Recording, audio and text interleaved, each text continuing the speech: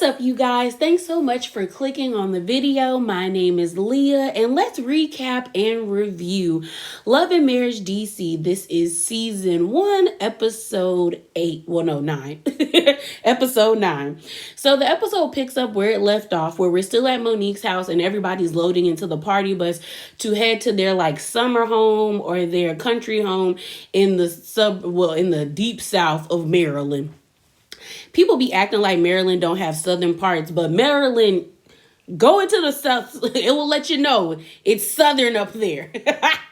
Especially in the deep part. Woo, my gosh. Go see a couple of Confederate flags up in there. Well, not even a couple, a lot. And you be surprised. When I tell you be surprised, you be like, not y'all up here doing this. Okay, I thought this was the North. But they're all loading up onto the party bus. We see Tasha and Neil. And the topic of Winter pops up because Monique explains that she invited Winter and Chris invited Kevin. So my thing is, I call BS on Monique acting like she didn't know Kevin was going to be there, only because the way Monique runs her relationship, it seems like she is in charge of it. So I kind of don't believe that she didn't know Kevin was coming, or maybe she thought Chris was joking when he said, oh, Kevin was coming to her, but off camera. But we find out Kevin is really coming later on in the episode. So Tasha asking a very a good question, are y'all gonna tell Winter that Kevin is coming, especially since she hasn't spoken to that man in 6 months?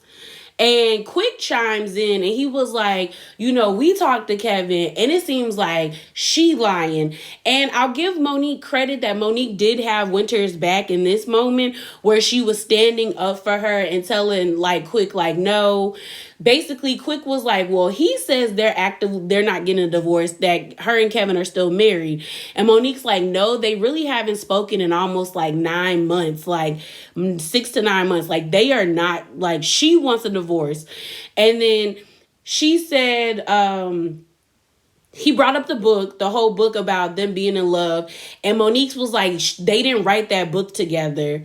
And Quick's like, well, he told us they wrote the book together. And he's like, and Monique was like, no, they didn't write that book together. Somebody else wrote the book and they were just kind of the cover or the topic of conversation in the book, but they didn't write the book together. It wasn't a joint effort. So it just seems like it's a lot of misunderstanding going around with this whole thing with Winter and Kevin. And the thing about it is the guys are more readily to believe Kevin, one, because he's a male, and two, they don't really like Winter. And I can't really fault them too much for that, only because it's if we're being honest and being realistic, if there's someone you don't like, you're more readily to believe some negative speak about them. We're not gonna try to make this oh my God, just because they're men. Well, we already know just because they're men, they'll believe the male first. But we also have to put in context that Winter has been speaking negatively about them. So of course, if her significant other is yeah, she lying, I'm telling the truth, you're gonna believe that person. But for them to sit there and act like Kevin really put them on game with their sit down, that's a load of crap, because Kevin really didn't give them nothing. He just walked around in circles, talked in circles, and didn't really give them any concrete evidence other than to me, a stack of blank printer paper. Really. So Jamie is kind of over it. He kind of is he tired of talking about Winter and Kevin. He's just I don't like them, so I don't really feel the need to talk about them.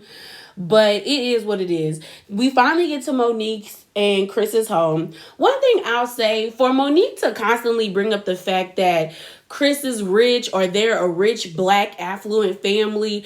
And mind y'all, I grew up in DC, so I have friends who are a part of that affluent crowd of black families that have multiple homes. Their second home looks just as good as their actual home that they habitate in the whole time. To me, I'm not saying Monique and Chris don't have money. I'm just saying I don't think it's as long as they like to portray, because both of their homes need an upgrade. Both of their homes need an upgrade. I just feel Yeah, we need to do something. I mean, it is a feat to have two homes in this day and age, especially with the economy. But I often think that, like, if we're going to constantly talk about somebody's wealth, I honestly think that your second home should mirror that of your first home. Like, if we got money to spend, spend it on an interior designer. That's just me. But everybody gets there. Monique has little gifts for them. And I didn't like the way that she keeps harping on the whole like red light special and fun size thing. Because clearly I feel like it constantly puts a bad taste in Arena, Ashley, Jamie, and Quick's mouth about winter when we're constantly making jokes about it when it's clear that they don't like the joke. She put Snicker bars in the little bag, a ball gag for herself since Chris told her to hush, and then she actually has like a flashlight that's like a red light for red light special. And Jamie seems to be the only one that's not amused, and even Quick was like, mm-mm. And, you know, Ashley had to like stroke his ego and be like, it may be fun size, but when I get there, it's a whole nother thing. So I was like, okay. We then see Winter pop up. And she brings the sex coach. I think her name was like Jamie. Not Jamie. I think it was like Jennifer or Jessica. One of J names. And they all go around talking about, she asked them, like, what do you want to improve on in your sex life? So you got Ashley being offended that the lady thought she was 40 and was like, girl. But Ashley feeling like, you know, there could be more to their relationship. Like, I think she's satisfied, but she's not as satisfied as she could be. Quick feels like, you know, he's the best he's ever been. And that's why the lady brung up the whole conversation about Ashley being 40, mainly because women's libido kicks up when you hit your 40s. And it seems like Ashley wants more sex, and Quick is like, girl, I'm giving you what I can give you. Then they get to Tasha and Neil, and the issue with them is that she doesn't feel comfortable having sex with him anymore because she wants him to get a vasectomy because she no longer wants to get pregnant. So I guess they don't really use contraceptive in their marriage. And I feel two ways of those things. I know we oftentimes are as like, you know, men should just get vasectomies because they're reversible and it's a lot, the heal time is a lot easier on them versus women. But I do think we can't be pressuring men to get vasectomies like the government is trying to pressure us to have babies. Everybody should have autonomy in their body. So if Neil doesn't want to get a vasectomy, he shouldn't have to. But Neil also, in that regard, he should not be pressuring his wife to get a hysterectomy either if she doesn't want to get one. They need to find a happy medium. And I guess the sex coach is like, or the sex therapist is basically like, I can help y'all with that. So maybe there's other ways that they can, you know, get off, for lack of a better words, or be fulfilled in their intimacy without having to do a whole lot of penetration.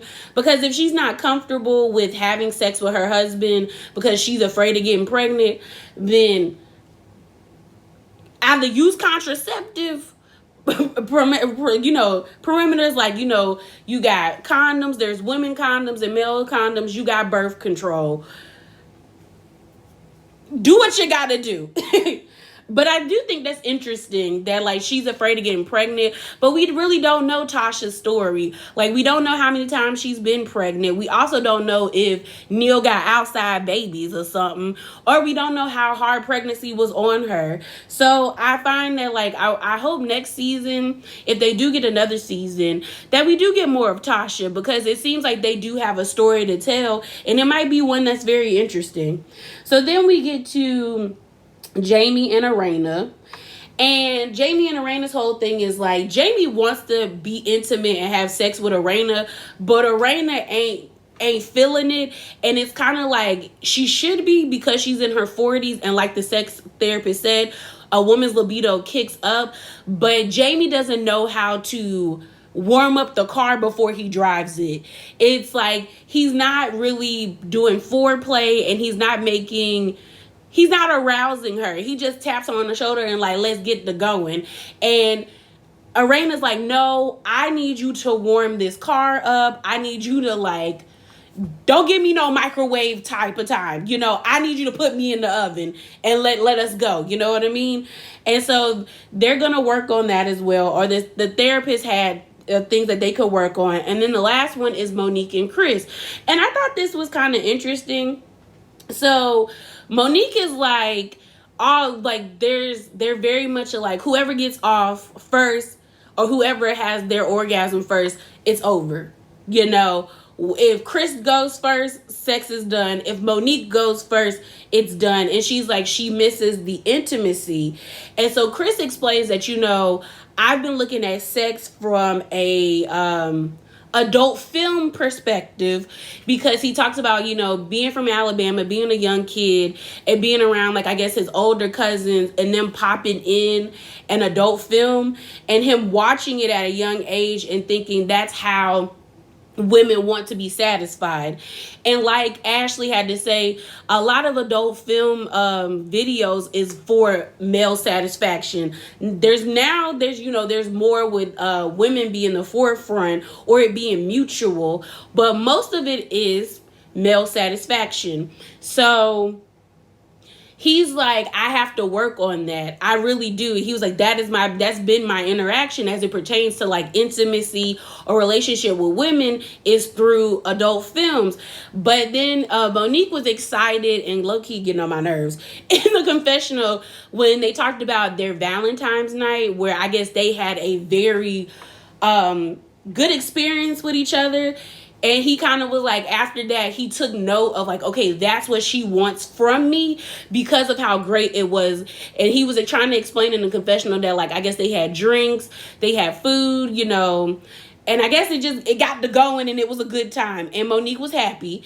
And she was basically saying that they have amazing, adult time with each other. And she wants it to continue and she wants it to get better. Okay, so everyone's about to like adjourn because I guess the session is over and go to the basement and have the seafood boil. But before that happened, Winter actually apologized to the group.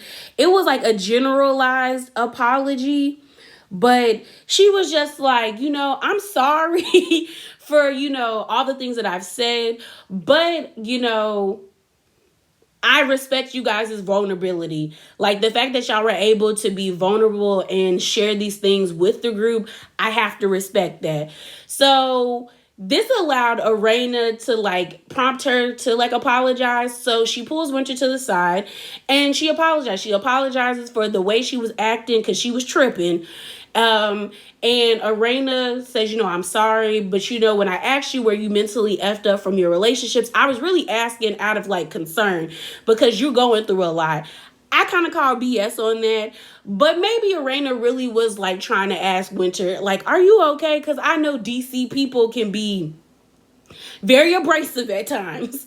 So Winter accepts the apology. She apologizes again to Arena and they kind of basically just move on. They're just kind of like, I'm going through a lot. She was like, I'm trying to get this divorce. It's been long and it's been challenging.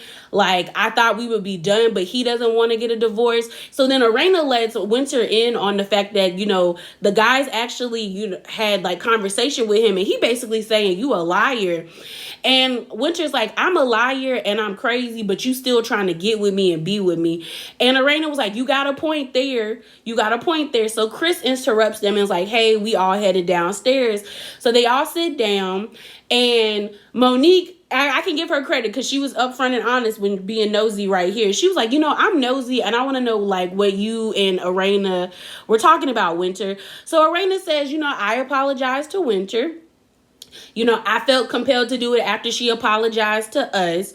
Ashley chimes in and she was like, but it was a general apology. She didn't apologize to us directly. So then Winter's like, I already apologized for the whole DJ Fun Size comment. Like, what's the issue? Like, I've apologized multiple times. And Arena's like, well, I accept her apology. And Ashley is like, well, it wasn't like specific. And I'm just like, okay, Ashley, what do you want from the lady? Because she has apologized like multiple times for the fun size comment. And she basically was like, I was being sarcastic, and it really wasn't like a dig towards Ashley. It was more so a dig towards Quick when they had that previous dinner at Monique's house when they were basically critiquing Winter for being a relationship coach.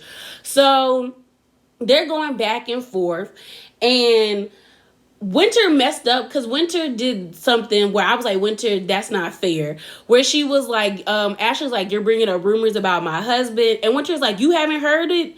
You haven't heard it? And I was like, okay, Winter, that's where you hit murky territory, because it's like, either say what you heard or just shut up, like Arena said. Like, now you're leaving things up to speculation, and that does put a bad taste in people's mouths about you when it's like, you're kind of like dangling this like carrot over a rabbit's head because you're not being specific or just being upfront about the tea that you know. So it does make people feel like you just saying stuff just to say it and you really don't have any tea. So then Monique chimes in before it could get, I guess, overly heated. And she's like, Winter, I think you should share the information that you shared with me about the things that you are going through that I didn't even know you were going through. So Winter's like, okay. So she talks about, I have been going through a lot. She was like, I didn't know that this divorce would be as mentally taxing or as emotionally taxing as it has been. She was like, I've been trying to get this divorce for 9 months and he just won't let it go. So then out of the blue, y'all, here comes Kevin, old wiltered ass, sauntering into the door. And Chris was getting on my nerves. When I tell you Chris was getting on my nerves, Chris was getting on my nerves. He was just getting on my nerves. So Kevin walks in, Winter makes a face, and here is where I'm like, okay, I can give points to Ashley, Arena, heck, even Quick in this moment. Because Monique has been believing Winter since day one. But once Kevin got to talking and exposing himself, it was like, yeah, bruh, you're a scammer. You're definitely a scammer. Because he was about to like sit next to Winter, and Winter was like, no, bruh, sit over there. And he was like, I missed you. And Winter was like, I haven't missed you. And I was like, okay, Winter.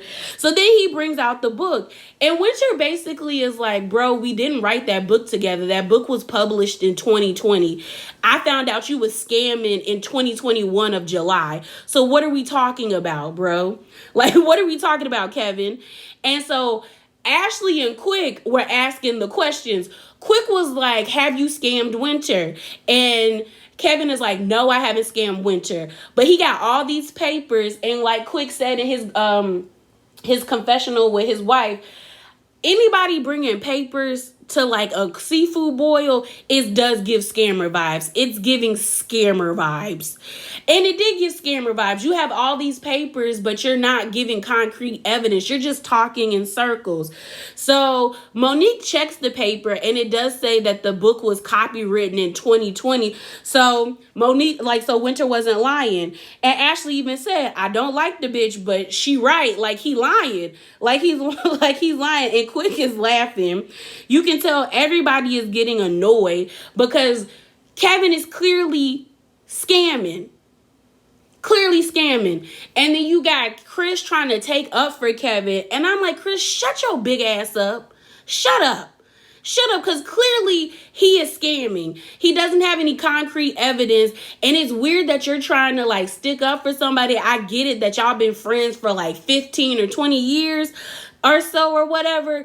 But when you're presented with evidence that your friend was doing some fraudulent stuff, it's best that you just stay quiet and let the facts play out and not add in your 2 cents, especially if you're not going to be on the right side of being right. Because you on the wrong team, bro.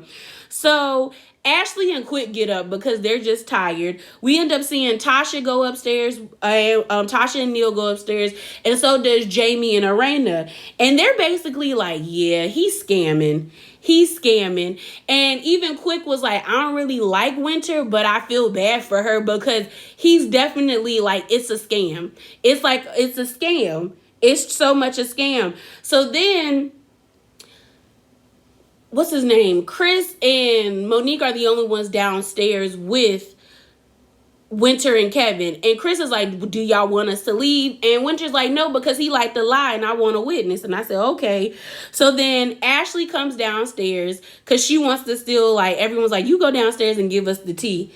And they basically start having a conversation. And that's when Winter starts singing. And I said, this song alone means she should be back for season 2 if they have a season 2. Because Winter breaks out into a divorce hymn talking about, you've been lying.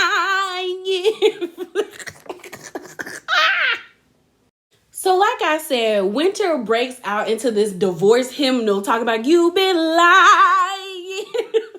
I think she said for 2 years, you've been lying. Then she was like, and get signed them papers and give my divorce. I hollered. I screamed. Oh, she better come back for season 2 if they get a season 2, y'all. And while she's singing, you got Kevin over here reading, I think like an excerpt from the book where it's like Winter's words. And what we find out that like Winter and Kevin did like a seminar where some people in the UK like transcribed what they were talking about in the seminar and put it in book form. And she was like, it's a free e-copy of like the seminar. It's not a book or something like that.